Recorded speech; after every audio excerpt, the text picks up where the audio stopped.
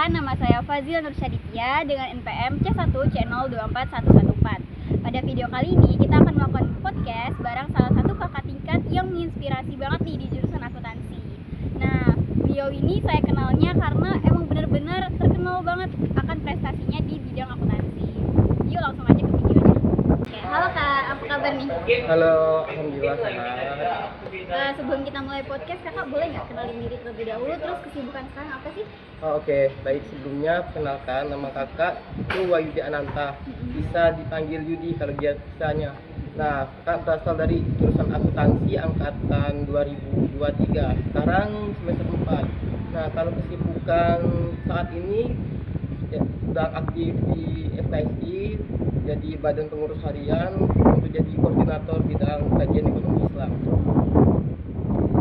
Jadi apa sih alasan kakak sebelumnya milih jurusan akuntansi masuk ini? Oh ya, sebenarnya ini ketertarikan dari waktu SMA. Soalnya di waktu SMA itu kakak pernah ikut perlombaan, tepatnya lomba Olimpiade Ekonomi Akuntansi yang diadain oleh Himatansi, Himpunan Mahasiswa di tiga akuntansi di tahun 2022. Dan alhamdulillah sempat juga dapat juara 2 kemarin tingkat provinsi waktu lomba kemarin. Nah, maka dari itu alasannya kemarin mau masuk jurusan akuntansi. Oh, karena gemar ya kak ya? Iya. Ya. Mungkin langsung aja kita langsung ke pertanyaan intinya ya kak ya. Ini kan saya dengar-dengar kakak ini kan banyak banget tuh prestasi kan selama kuliah nih. Bisa gak kak ceritain apa aja lomba-lomba yang pernah kakak ikutin, terus apa yang paling berkesan buat kakak gitu? Nah, kalau lomba itu kan kakak udah mulai nyoba-nyoba ikut lomba di SMA kan. Dulu cuman ikut kayak pekan sains atau lomba olimpiade tingkat kelas, jadi tingkat sekolah. Kemudian itu awal dari ikut lomba kan. Kemudian coba-coba ikut lomba ke tingkat provinsi. Kemarin tingkat kabupaten terlebih dahulu, kemudian provinsi. Itu kemarin untuk cabang geografi, untuk kayak kompetisi stand nasional atau kayak OSN gitu kan. Nah, itu di waktu SMA awal. Kemudian di waktu SMA akhir itu juga sempat ikut lomba yang dilaksanakan sama UGM, yaitu International Geography Olympiad kan. Setelah itu waktu di tahun 2022 kakak mengikuti perlombaan yang tadi, yang lomba Olimpiade Ekonomi Akuntansi yang diadakan oleh Himatansi itu sekitaran bulan Oktober 2022. Nah, kemudian di waktu tahun 2023 itu kakak mulai ikut lomba itu di semester 1. Waktu dulu FKSI itu ngadain lomba kayak Olimpiade Ekonomi Islam tingkat provinsi. Jadi kakak coba-coba aja ikut dan alhamdulillah juga dapet juara 3. Nah, udah itu, nah di semester 2-nya ini udah mulai ikut lomba-lomba lain, juga ditawarin kan dari FKSI itu kan ada lomba juga kan di tingkat regional. Nah, di tahun 2024 itu sekitaran bulan Juni, nah kakak itu ikut lomba ke Lampung, yaitu Olimpiade Ekonomi Islam, dan alhamdulillah dapat juara 1 di tingkat regional Sumatera bagian Selatan. Nah, kalau itu yang di FKSI, kemudian sering juga kakak ikut lomba-lomba online kayak yang diselenggarain di media-media sosial. Lalu kalau di organisasi lain itu kakak juga di semester 1 sampai 3 kemarin itu tergabung di Koperasi Mahasiswa Universitas Bengkulu. Nah, di waktu bulan Agustus 2024 kemarin itu juga sempat ikut lomba Jambore Koperasi Nasional di Yogyakarta, di Universitas Ahmad Dahlan. Dan kemarin itu yang paling tinggi itu di peringkat 8 sih, nggak dapet juara, tapi paling tinggi itu peringkat 8 esai nasional. Wah, keren. Jadi kalau saya dengar tadi kan kakak udah banyak ikut lomba kan, terus menang banyak juara juga tuh. Kira-kira apa sih perjuangan kakak buat ikutin lomba itu? Oh iya, kalau dulu sebenarnya kalau yang pertama kali kakak ikut lomba itu kejebak sebenarnya. Kejebak. Kejebak karena teman-teman kakak dulu tuh nggak ada yang mau ikut cabang lomba geografi kan. Nah jadi kalau nggak ikut kelas kakak itu kena blacklist. Nah jadi kakak yang nawarin diri ya gimana? iya kayak terpaksa gitulah ikut ikut kan. Nah jadi mungkin kalau nggak kayak gitu juga mungkin nggak sampai sekarang mungkin nggak terjadi kayak gini kan. Ya coba-coba. Terus yang olimpiade yang ekonomi akuntansi itu sebenarnya diajak sama guru juga sebenarnya. Jadi guru yang ngajakin. Nah buat kalau waktu SMA dulu itu sebenarnya masih enak soalnya kan ada guru yang membimbing. Nah tapi kalau waktu di perkuliahan ini kan sekarang itu lebih mandiri, nggak kayak dulu waktu sekolah ada yang bimbing, gurunya datang, gurunya yang bimbing sampai ikut ke Universitas Bengkulu. Kakak kan dari Curug dulu kan, dari SMA 1 Rejang Lebong kan. Jadi guru kakak itu ke Univ juga waktu lomba itu, jadi ngantar. Nah kalau yang untuk di lomba-lomba di tingkat mahasiswa ini jadi dari kita hanya yang berusaha mulai dari belajar kemarin itu kayak buat tim, bagi tim, kemudian belajar cari-cari materi di Google, kemudian di internet dari kakak-kakak tingkat itu hampir sendiri. Tapi kalau dari dosen-dosen itu tetap ngasih motivasi, kayak di FKS itu Bunda Lisa itu tetap ngasih motivasi dan dorongan kan. Kemarin juga kan berangkat ke Lampung itu kan juga mahasiswa aja itu. Jadi bundanya kan nggak mendampingi, mungkin bunda lagi sibuk juga kan. Nah, kalau yang di Kopma itu kemarin sempat juga itu 1 bulan sebelum persiapan itu atau di bulan Juli itu agak keteteran dikit kan. Soalnya emang kalau di mahasiswa kan dosennya itu kan nggak terlibat langsung di dalam kan. Jadi yang mempersiapkan lombanya itu emang sendiri. Kayak kemarin itu kalau Japkomnas atau Jambore Koperasi Nasional itu ada 6 mata lomba dan itu wajib diikuti semua. Kakak itu semua berarti itu ya? Iya, sama timnya tuh 2 tim yang dikirim dari Universitas Bengkulu. Lombanya itu kayak debat, LCT, KTI, esai, short movie, sama kayak untuk putra-putri. Nah itu dipersiapkan sendiri kayak buat esainya, buat kayak bisnis plannya kayak gimana, ngerekam videonya, itu kayak persiapan. Kemudian dulu di bulan Juli 2023 24 itu kakak ingat banget. Dulu di GLT ini sering banget 1 bulanan di bulan Juli itu belajar sampai jam 10 malam di sini. Sampai mau dikunci. Dulu biasanya di sana dulu tuh. Di dekat apa itu Kopmart, Koperasi Mahasiswa Market itu sering belajar buat materi-materi lomba. Kemudian kalau yang kemarin itu waktu yang di FKSI itu karena timnya itu juga belum tahu kan. Nah jadi perjuangannya itu pertama kayak di kita itu ngebangun hubungan komunikasi terlebih dahulu. Terutama kan kakak kan sendirian cowok, yang duanya itu cewek, beda jurusan juga yang kakak baru kenal juga itu sama belum kenal banget, walaupun dalam satu organisasi FKS itu nah belum terlalu kenal itu. Nah jadi itu butuh dibangun terlebih dahulu komunikasinya. Udah komunikasinya baru bagi-bagi materi, kemudian belajar bareng, kadang belajar online juga, kayak pertemuan-pertemuan online. Mungkin itu sih. Gila, keras banget ya perjuangannya. Boleh.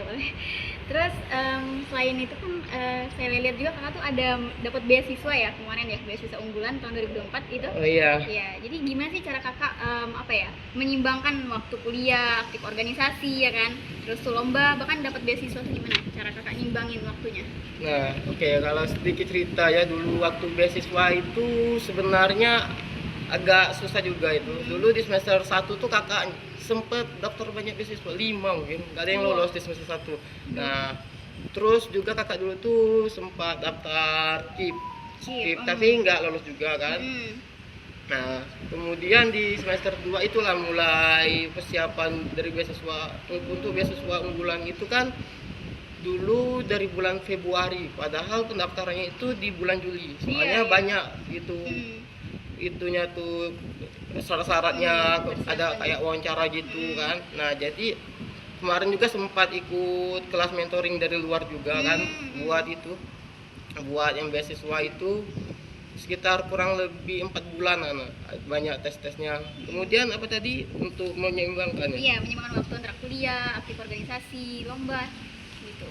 Nah, untuk penyeimbangkan itu sebenarnya nggak ada tips trik ya. Itu di goals aja, di tujuan. Jadi kakak tuh di setiap semester itu ada mapping. Sehingga kakak tuh waktu maba, kalau di tahun 2023 itu di PKKMB-nya itu disuruh buat mapping Iya, tentang iya. nah kalian juga kan? Saya juga Nah, masih ya. masih.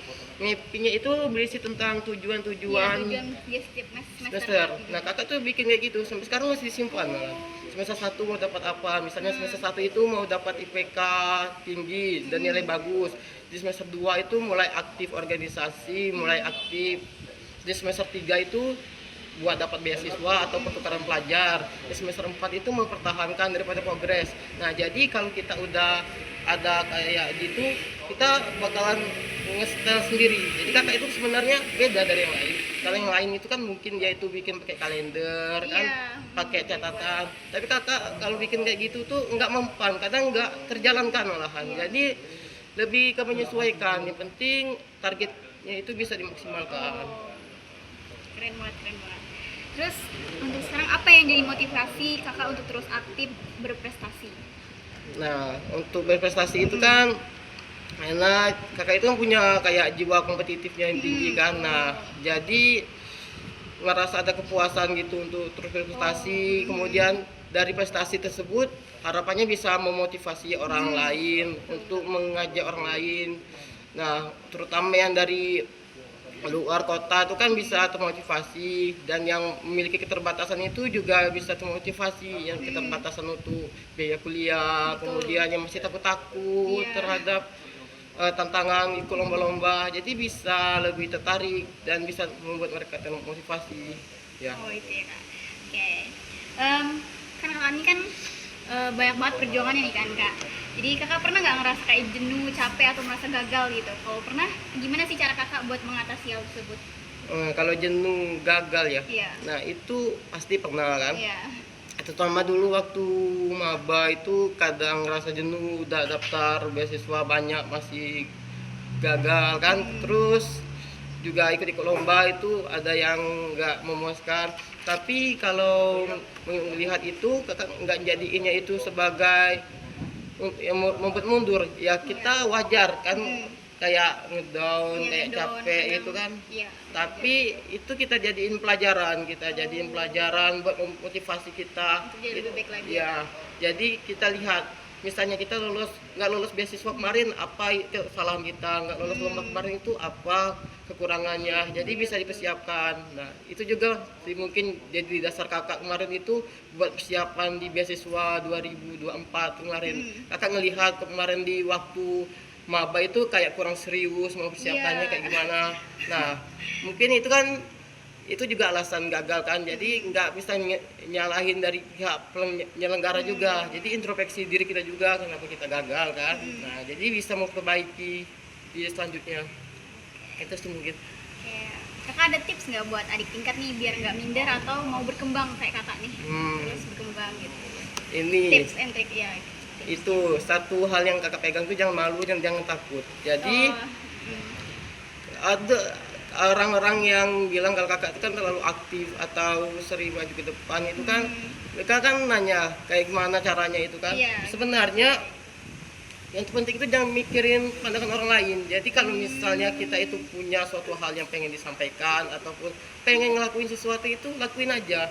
Mau orang lain bilang itu kita terlalu percaya diri ataupun terlalu terlalu over itu nggak apa-apa, laksanain aja. Jadi orang itu kan, kita ngebalas perkataan orang itu dengan hasil yang kita dapat. Iya betul.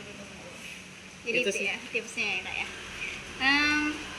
Sebelum kita langsung masuk ke penutup, kita masuk ke segmen ringan dulu boleh nggak kak? Boleh. Kayak kita main seru-seruan aja nih. Kakak jawab cepat pertanyaan aku ya. Iya boleh. Oke. Kakak lebih milih kuliah pagi atau siang nih? Pagi. Pagi ya. Kenapa tuh kak? Lebih semangat. Kalau Lebih siang kan semangat kadang ketiduran. Oke. Terus lebih milih lomba atau organisasi nih? Dua-duanya. Dua-duanya. Tapi lebih ke lomba sih Oh sebenarnya. lebih ke lomba ya kak. Oke. Nih satu kata buat dosen killer. Mantap. Mantap. Tapi gimana sih kak cara ngadepin dosen killer tuh? Sebenarnya kalau dosen killer itu nggak usah ditakuti, kita ikuti ritme mereka aja, soalnya kan setiap dosen itu punya daripada aturan-aturannya. Soalnya kan ada juga kan yang dikata killer sama kelas-kelas lain, tapi di kelas kakak ternyata enggak. Iya. Itu tergantung kayak gimana kita bersikap juga. Nah, soalnya kan nggak mungkin dosen itu tiba-tiba killer jelas kan. Iya Ada sih. juga alasannya mungkin itu. Oke. Oke, terus tokoh inspiratif kakak siapa sih? Toko inspiratif. Iya. Inspirasi. B.J. Habibie. B.J. Habibie. Iya. Kenapa tuh kak? Soalnya itu, nah kalau kita tahu dari sejarahnya kan B.J. Habibie itu kan sebenarnya bukan seorang politikus, bukan seorang ekonomi. Dia itu kan teknokrat atau di bidang teknologi kan.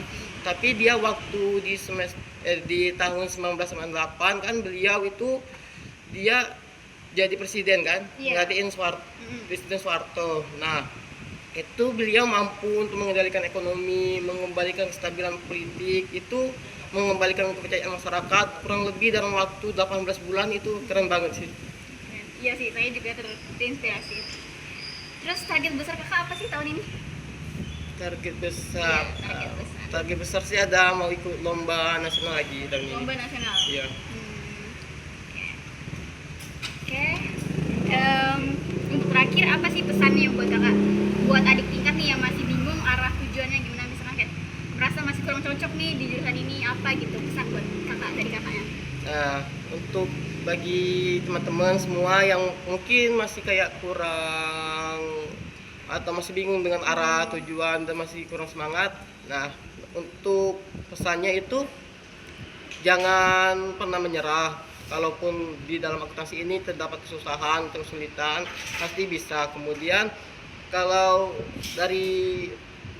kurang motivasi itu sebenarnya nggak bisa kurang sih kalau orang lain yang memotivasiin di Iya, kita. harus dari Dia masing-masing. Kita punya motivasi apa sih di masa depan dari kita itu masuk jurusan akuntansi itu apa? Jika kalau misalnya masuk jurusan akuntansi itu emang dirasa enggak banget atau memang benar-benar kesasar, coba itu cari di tempat lain, bereksplorasi ke kegiatan lain kayak organisasi, nah kayak lomba-lomba. Misalnya kan kayak kakak ini kan akuntansi kan, Iya. tapi kakak itu ikut Olimpiade Ekonomi Islam kan, itu yang enggak ada akuntansinya tuh ada, tapi dia itu lebih ke yang lain. Jadi kita Gitu ya, Kak. itu selain di akuntansi juga membuka ke hal-hal lain kayak organisasi, itu kan juga ngelatih tentang manajemen. Kita lihat juga kan ada alumni itu kan yang walaupun dia akuntansi Iya. tapi kerjanya di bidang manajemen atau bidang-bidang lain, ada yang jadi guru, dosen malahan. Jadi kita jangan mengotaki kalau di dalam jurusan akuntansi itu harus akuntansi, harus jadi akuntan. Nah, jadi untuk saat ini jalanin aja terlebih dahulu, maksimalkan. Kemudian prestasi itu lomba-lomba diikutin. Ikutin aja terlebih dahulu. Kemudian untuk motivasi itu jadi semangat untuk semuanya. Iya. Oke, ini di luar topik nih kak. Saya pengen tanya nih, menurut kakak apa yang apa ya paling penting antara ngejar IPK ataupun aktif organisasi kak? Menurut kakak gimana? Ngejar PK sama aktif organisasi. Iya. Menurut kakak itu dua-duanya penting dan butuh Dua-duanya penting. diseimbangkan. Terutama kan di semester baru ya. Soalnya kalau di semester atas itu mata kuliahnya semakin sulit Susah, kan. iya.